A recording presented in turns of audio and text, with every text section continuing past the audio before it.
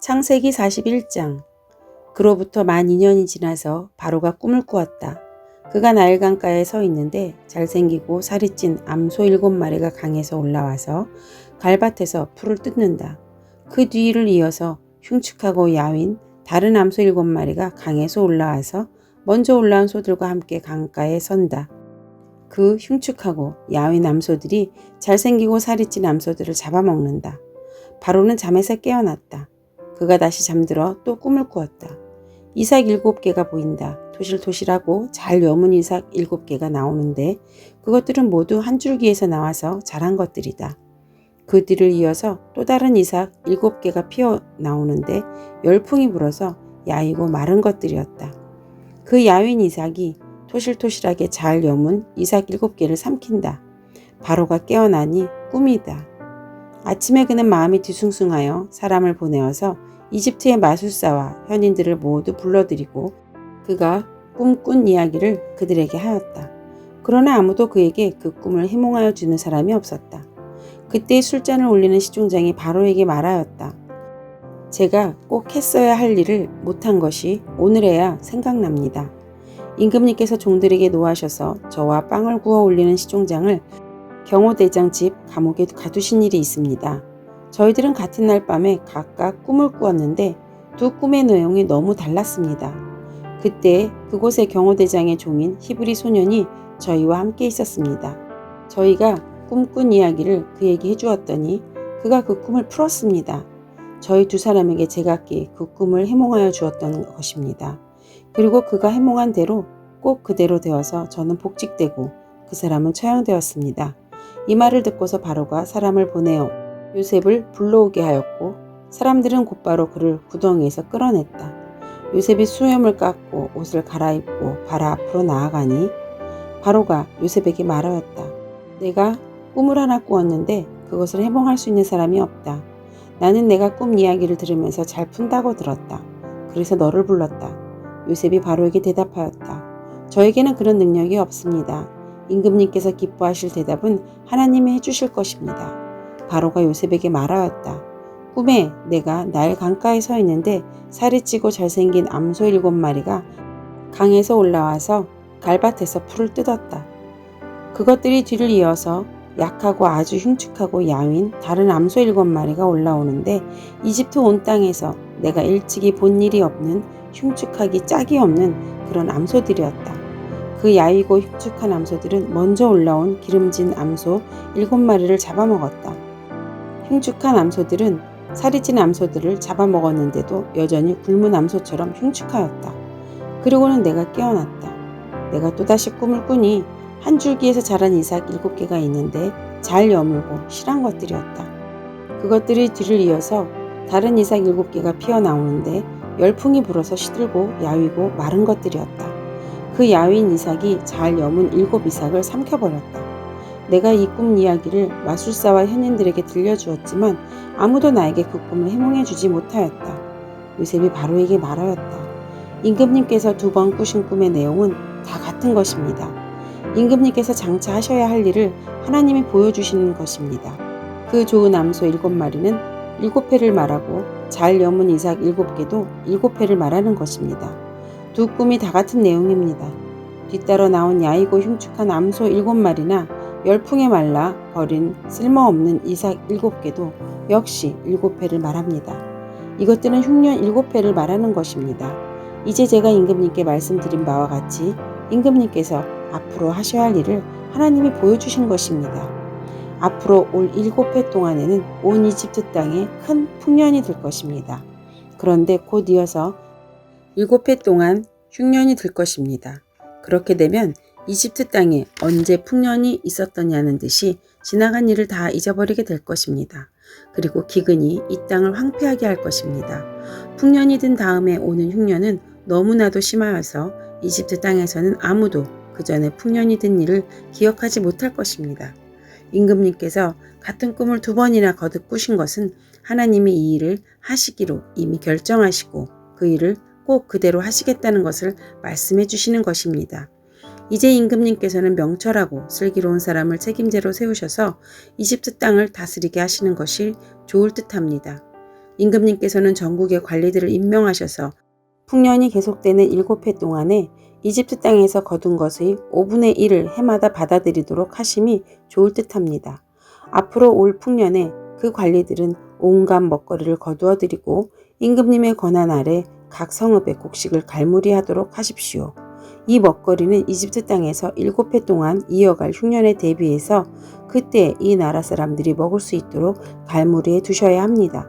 그렇게 하시면 기근이 이 나라를 망하게 하지 못할 것입니다. 바로와 모든 신하들은 이 제안을 좋게 여겼다. 바로가 신하들에게 말하였다. 하나님의 영이 함께하는 사람을 이 사람 말고 어디에서 또 찾을 수 있겠느냐? 바로가 요셉에게 말하였다. 하나님이 너에게 이 모든 것을 알리셨는데 너처럼 명철하고 슬기로운 사람이 어디에 또 있겠느냐? 내가 나의 집을 다스리는 책임자가 되어라. 나의 모든 백성이 너의 명령을 따를 것이다. 내가 너보다 높다는 것은 내가 이 자리에 앉아 있다는 것뿐이다. 바로가 또 요셉에게 말하였다. 내가 너를 온 이집트 땅의 총리로 세운다. 그렇게 말하면서 바로는 손가락에 끼고 있는 옥새 반지를 빼서 요셉의 손가락에 끼우고 고운 무시 옷을 입히고 금목걸이를 목에다 걸어주었다. 그런 다음에 또 자기의 병거에 버금가는 병거에 요셉을 태우니 사람들이 물러나거라 하고 외쳤다. 이렇게 해서 바로는 요셉을 온 이집트 땅의 총리로 세웠다. 바로가 요셉에게 말하였다. 나는 바로다. 이집트 온 땅에서 총리의 허락 없이는 어느 누구도 손 하나 발 하나 움직이지 못한다. 바로는 요셉에게 사부나 바네아라는 이름을 지어주고 온의 제사장 보디베라의 딸 아스낫과 결혼을 시켰다. 요셉이 이집트 땅을 순찰하러 나갔다. 요셉이 이집트 왕 바로를 섬기기 시작할 때 그의 나이는 31살이었다. 요셉은 바로 앞에서 물러나와서 이집트 온 땅을 두루다니면서 살폈다. 풍년을 이른 7해 동안에 땅에서 생산된 것은 대단히 많았다. 요셉은 이집트 땅에서 7해 동안 이어간 풍년으로 생산된 모든 먹거리를 거두어 들여 여러 성읍에 저장해 두었다. 각 성읍 근처 밭에서 나는 곡식은 각각 그 성읍에 쌓아두었다. 요셉이 저장한 곡식의 양은 엄청나게 많아서 마치 바다의 모래와 같았다. 그 양이 셀 수 없을 만큼 많아져서 기록을 중단할 수밖에 없었다. 요셉은 온의 제사장 보디베라의 딸 아스낫 사이에서 두 아들이 태어난 것은 풍년이 들기 전이었다. 요셉은 하나님이 나의 온갖 고난과 아버지 집 생각을 다 잊어버리게 하셨다 하면서 맏아들의 이름을 므낫세라고 지었다. 둘째는 내가 고생하던 이 땅에서 하나님이 이 자손을 번성하게 해주셨다 하면서 그 이름을 에브라임이라고 지었다. 이집트 땅에서 7해 동안 이어가던 풍년이 지나니 요셉이 말한 대로 7해 동안의 흉년이 시작되었다. 온 세상에 기근이 들지 않은 나라가 없었으나 이집트 온 땅에는 아직도 먹거리가 있었다. 그러나 마침내 이집트 온 땅의 백성이 굶주림에 빠지자 그들은 바로에게 먹을 것을 달라고 부르짖었다. 바로는 이집트의 모든 백성에게 요셉에게로 가서 그가 시키는 대로 하여라 하였다. 온 땅에 기근이 들었으므로 요셉은 모든 창고를 열어서 이집트 사람들에게 곡식을 팔았다. 이집트 땅 모든 곳에 기근이 심하게 들었다. 기근이 온 세상을 뒤덮고 있었으므로 다른 나라 사람들도 요셉에게 곡식을 사려고 이집트로 왔다. 창세기 42장. 야곱은 이집트에 곡식이 있다는 말을 듣고서 아들들에게 말하였다. 얘들아, 왜 서로 얼굴들만 쳐다보고 있느냐? 야곱이 말을 이었다. 듣자하니 이집트에 곡식이 있다고 하는구나. 그러니 그리로 가서 곡식을 좀 사오너라. 그래야 먹고 살지 가만히 있다가는 굶어 죽겠다. 그래서 요셉의 형 10명이 곡식을 사려고 이집트로 갔다. 야곱은 요셉의 아우 베냐민은 형들에게 딸려 보내지 않았다. 베냐민을 같이 보냈다가 무슨 변이라도 당할까 보아 겁이 났기 때문이다. 가나안 땅에도 기근이 들었으므로 이스라엘의 아들들도 곡식을 사러 가는 사람들 틈에 끼었다. 그때의 요셉은 나라의 총리가 되어서 세상의 모든 백성에게 곡식을 파는 책임을 맡고 있었다.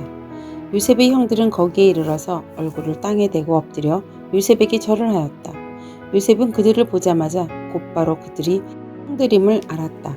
그러나 짐짓 모르는 체하고 그들에게 엄하게 물었다. 당신들은 어디에서 왔소? 그들이 대답하였다. 먹거리를 사려고 가나안 땅에서 왔습니다. 요셉은 형들을 알아보았으나 형들은 요셉을 알아보지 못하였다. 그때에 요셉은 형들을 두고 꾼 꿈을 기억하고 그들에게 말하였다. 당신들은 첩자들이요. 이 나라의 허술한 곳이 어디인지를 엿보러 온 것이 틀림없소. 그들이 대답하였다. 아닙니다. 총리어른. 소인들은 그저 먹거리를 사러 왔을 뿐입니다. 우리는 한 아버지의 자식들입니다. 소인들은 순진한 백성이며 첩자가 아닙니다. 그가 말하였다. 아니요. 당신들은 이 나라의 허술한 곳이 어디인지를 엿보러 왔소. 그들이 대답하였다. 소인들은 형제들입니다. 모두 12입니다. 가나안 땅에 사는 한 아버지의 아들들입니다. 막내는 소인들의 아버지와 함께 있고 또 하나는 이렇습니다. 요셉이 그들에게 말하였다. 내 말이 틀림없소. 당신들은 첩자들이요. 그러나 당신들이 진실을 증명할 길은 있소. 바로께서 살아계심을 두고 맹세하오. 당신들이 막내 아우를 이리로 데려오지 않으면 당신들은 여기에서 한 발자국도 벗어나지 못하오. 당신들 가운데서 한 사람을 보내어 당신들 집에 남아있는 아우를 이리로 데리고 오게 하고 나머지는 감옥에 가두어 두겠소. 나는 이렇게 하여 당신들이 한 말이 사실인지를 시험해 보겠소. 바로께서 살아계심을 두고 맹세하오. 당신들은 그렇게 하지 못하면 당신들은 첩자라는 누명을 벗지 못할 것이오. 요셉은 그들을 감옥에 사흘 동안 가두어 두었다. 사흘 만에 요셉이 그들에게 말하였다. 나는 하나님을 두려워하오. 당신들은 이렇게 하시오. 그래야 살 수 있소. 당신들이 정직한 사람이면 당신들 형제 가운데에서 한 사람만 여기에 갇혀있고 나머지는 나가서 곡식을 가지고 돌아가서 집안 식구들이 허기를 면하도록 하시오. 그러나 당신들은 반드시 막내 아우를 나에게로 데리고 와야 하오.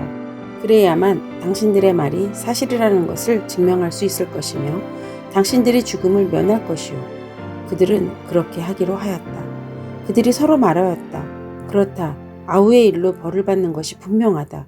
아우가 우리에게 살려달라고 애원할 때 그가 그렇게 괴로워하는 것을 보면서도 우리가 아우의 애원을 들어주지 않은 것 때문에 우리가 이제 이런 괴로움을 당하는구나. 르우벤이 그들에게 대답하였다. 그러기에 내가 그 아이에게 못할 짓을 하는 죄를 짓지 말자고 하지 않더냐. 그런데도 너희는 나의 말을 들은 채도 하지 않았다. 이제 우리가 그 아이의 핏값을 치르게 되었다. 그들은 요셉이 통역을 세우고 말하였으므로 자기들끼리 하는 말을 요셉이 알아듣는 줄을 전혀 알지 못하였다. 듣다 못한 요셉은 그들 앞에서 잠시 물러가서 울었다. 다시 돌아온 요셉은 그들과 말을 주고받다가 그들 가운데서 시므온을 끌어내어서 그들이 보는 앞에서 끈으로 묶었다. 요셉은 사람들을 시켜서 그들이 가지고 온 통에다가 곡식을 채우게 하고 각 사람이 낸 돈은 그 사람의 자루에 도로 넣게 하고 또 길에서 먹을 것은 따로 주게 하였다. 요셉이 시킨 대로 다 되었다. 그들은 곡식을 나귀에 싣고 거기를 떠났다. 그들이 하룻밤 묵어갈 곳에 이르렀을 때 그들 가운데 한 사람이 자기 나귀에게 먹이를 주려고 자루를 풀다가 자루 아기에 자기의 돈이 그대로 들어있는 것을 보았다. 그는 이것을 자기 형제들에게 알렸다. 내가 낸 돈이 도로 돌아왔다. 나의 자루 속에 돈이 들어있어. 이 말을 들은 형제들은 얼이 빠진 사람처럼 떨면서 서로 쳐다보며 한탄하였다. 하나님이 어찌하여 우리에게 이런 일을 하셨는가? 그들은 가나안 땅으로 아버지 야곱에게 돌아가서 그동안 겪은 일을 자세히 말씀드렸다. 그 나라의 높으신 분이 우리를 보더니 엄하게 꾸짖고 우리를 그 나라를 엿보러 간 첩자로 여기는 것입니다. 그래서 우리는 그에게 우리는 정직한 사람입니다. 우리는 첩자가 아닙니다. 우리는 모두 한 아버지의 자식들로서 12 형제입니다. 하나는 잃고 또 막내는 가나안 땅에 우리 아버지와 함께 있습니다. 하고 말씀을 드렸습니다. 그랬더니 그 나라의 높으신 분이 우리에게 이르기를 어디 너희가 정말 정직한 사람들인지 내가 한번 알아보겠다. 너희 형제 가운데서 한 사람은 여기에 나와 함께 남아있고 나머지는 너희 집안 식구들이 굶지 않도록 곡식을 가지고 돌아가거라. 그리고 너희의 막내 아우를 나에게로 데리고 오너라. 그래야만 너희가 첩자가 아니고 정직한 사람이라는 것을 내가 알 수 있겠다. 그런 다음에야 내가 여기 잡아둔 너희 형제를 풀어주고 너희가 이 나라에 드나들면서 장사를 할 수 있게 하겠다 하였습니다. 그들은 자루를 비우다가 각 사람의 자루에 각자가 치른 그 돈꾸러미가 그대로 들어있는 것을 보았다. 그들과 그들의 아버지는 그 돈꾸러미를 보고서 모두들 겁이 났다. 아버지 야곱이 아들들에게 말하였다. 너희가 나의 아이들을 다 빼앗아 가는구나. 요셉을 잃었고 시므온도 잃었다. 그런데 이제 너희는 베냐민마저 빼앗아 가겠다는 거냐? 하나같이 다 나를 괴롭힐 뿐이로구나. 루벤이 아버지에게 말하였다. 제가 베냐민을 다시 아버지께 데리고 오지 못한다면 저의 두 아들을 죽이셔도 좋습니다. 막내를 저에게 맡겨주십시오. 제가 반드시 아버지께 다시 데리고 오겠습니다. 야곱이 말하였다. 막내를 너희와 함께 그리로 보낼 수는 없다. 그 아이의 형은 죽고 그 아이만 홀로 남았는데 그 아이가 너희와 같이 갔다가 또 무슨 변을 당하기라도 하면 어찌하겠느냐. 너희는 백발이 성성한 이 늙은 아버지가 슬퍼하며 죽어서 수월로 내려가는 꼴을 보겠다는 거냐? 창세기 43장. 그 땅의 기근이 더욱 심해갔다. 그들이 이집트에서 가지고 온 곡식이 다 떨어졌을 때에 아버지가 아들들에게 말하였다. 다시 가서 먹거리를 조금 더 사오너라. 유다가 아버지에게 말하였다. 그 사람이 우리에게 엄하게 경고하면서 너희가 막내 아우를 데리고 오지 않으면 다시는 나의 얼굴을 못 볼 것이다 하고 말하였습니다. 우리가 막내를 데리고 함께 가게 아버지께서 허락하여 주시면 제가 가서 아버지께서 잡수실 것을 사오겠습니다. 그러나 아버지께서 막내를 보낼 수 없다고 하시면 우리는 갈 수 없습니다. 그분이 우리에게 말하기를 너희가 막내 아우를 데리고 오지 않으면 다시는 나의 얼굴을 못 볼 것이다 하였기 때문입니다. 이스라엘의 자식들을 탓하였다. 어찌하여 너희는 아우가 있다는 말을 그 사람에게 해서 나를 이렇게도 괴롭히느냐? 그들이 대답하였다. 그 사람은 우리와 우리 가족에 관하여서 낱낱이 캐물었습니다. 너희 아버지가 살아계시냐? 하고 묻기도 하고 또 다른 형제가 더 있느냐? 하고 묻기도 하였습니다. 우리는 그저 그가 묻는 대로 대답하였을 뿐입니다. 그가 우리의 아우를 그리로 데리고 오라고 말해야 할 것이라고는 상상도 하지 못하였습니다.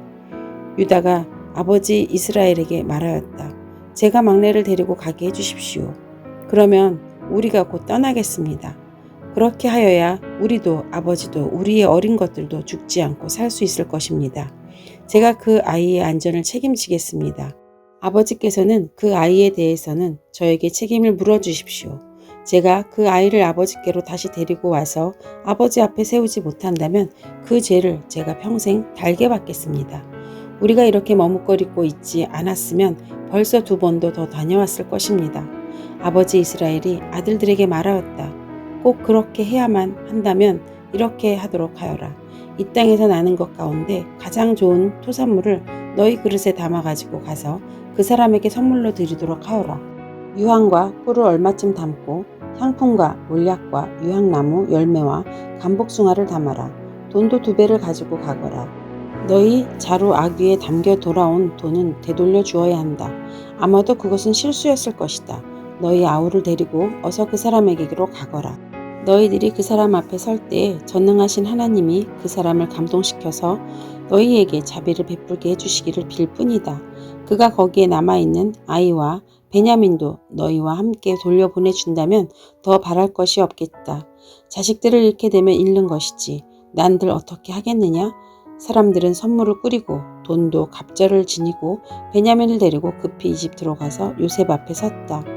요셉은 베냐민이 그들과 함께 온 것을 보고서 자기 집 관리인에게 말하였다. 이 사람들을 집으로 데리고 가시오. 짐승을 잡고 밥상도 준비하시오. 이 사람들은 나와 함께 점심을 먹을 것이오. 요셉이 말한 대로 관리인이 이 사람들을 요셉의 집으로 안내하였다. 이 사람들은 요셉의 집으로 안내를 받아 들어가면서 겁이 났다. 그들은 지난번에 여기에 왔을 적에 우리가 낸 돈이 알지도 못하는 사이에 이 자루 속에 담겨져 되돌아왔는데 그 돈 때문에 우리가 이리로 끌려온다. 그 일로 그가 우리에게 달려들어서 우리의 나귀를 빼앗고 우리를 노예로 삼으려는 것이 틀림없다 하고 걱정하였다. 그래서 그들은 요셉의 집 문 앞에 이르렀을 때 요셉의 집 관리인에게 가서 물었다. 우리는 지난번에 여기에서 곡식을 사간 일이 있습니다. 하룻밤 묵어갈 곳에 이르러서 자루를 풀다가 우리가 치른 돈이 액수 그대로 우리 각자의 자루 아귀 안에 고스란히 들어있는 것을 보았습니다. 그래서 우리가 그것을 다시 가지고 왔습니다. 또 우리는 곡식을 살 돈도 따로 더 가지고 왔습니다. 우리는 누가 그 돈을 우리 자루 속에 넣었는지는 모릅니다. 그 관리인이 말하였다. 그동안 별거 없으셨습니까? 걱정하지 마십시오. 댁들을 돌보시는 하나님, 댁들의 조상을 돌보신 그 하나님이 그 자루에 보물을 넣어주신 것입니다. 나는 댁들이 낸 돈을 받았습니다. 이렇게 말하면서 관리인은 시므온을 그들에게로 데리고 왔다. 관리인은 그 사람들을 요셉의 집 안으로 안내하고서 발 씻을 물도 주고 그들이 끌고 온 나귀에게도 먹이를 주었다. 그들은 거기에서 점심을 먹게 된다는 말을 들었으므로 정오에 올 요셉을 기다리면서 장만해온 선물을 정돈하고 있었다. 요셉이 집으로 오니 그들은 집 안으로 가지고 들어온 선물을 요셉 앞에 내놓고 땅에 엎드려 절을 하였다. 요셉은 그들의 안부를 묻고 난 다음에 전에 그대들이 나에게 말한 그 연세 많으신 아버지도 안녕하시오? 그분이 아직도 살아계시오? 하고 물었다. 그들은 총리 어른의 종인 소인들의 아버지는 지금도 살아있고 평안합니다. 하고 대답하면서 몸을 굽혀서 절을 하였다. 요셉이 둘러보다가 자기의 친어머니의 아들, 친동생 베냐민을 보면서 이 아이가 지난번에 그대들이 나에게 말한 바로 그 막내 아우요? 하고 물었다. 그러면서 그는 귀엽구나. 하나님이 너에게 복 주시기를 빈다. 하고 말하였다. 요셉은 자기 친동생을 보다가 마구 치밀어 오르는 형제의 정을 누르지 못하여 급히 울 곳을 찾아 자기 방으로 들어가서 한참 동안 울고 얼굴을 씻고 도로 나와서 그 정을 누르면서 밥상을 차리라고 명령하였다. 밥상을 차리는 사람들은 요셉에게 상을 따로 차려서 올리고 그의 형제들에게도 따로 차리고 요셉의 집에서 먹고 사는 이집트 사람들에게도 따로 차렸다. 이집트 사람들은 히브리 사람들과 같은 상에서 먹으면 부정을 탄다고 생각하였기 때문에 상을 같이 차리지 않는 것이다. 요셉의 형제들은 안내를 받아가며 요셉 앞에 앉았는데 알고 보니 맏아들로부터 막내 아들에 이르기까지 나의 순서를 따라서 앉게 되었다. 그 사람들은 어리둥절하면서 서로 쳐다보았다. 각 사람이 먹을 것을 요셉의 상에서 날아다 주었는데 베냐민에게는 다른 사람보다 5몫이나 더 주었다. 그들은 요셉과 함께 취하도록 마셨다.